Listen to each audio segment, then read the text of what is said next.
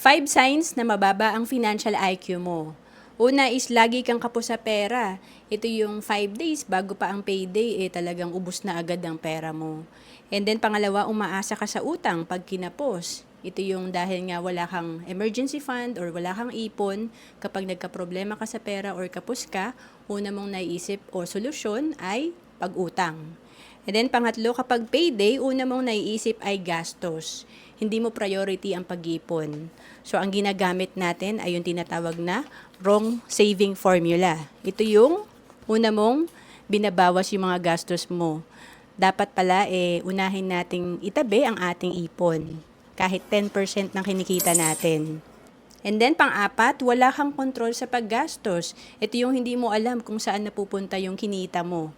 And then, pang-lima, wala kang oras mag-aral about personal finance. So, hindi talaga natin binibigyan ng oras ang pag-aaral. Kaya, hindi rin natin alam kung paano talaga mag-ipon, mag-invest, at maging disiplinado sa paghawak ng pera.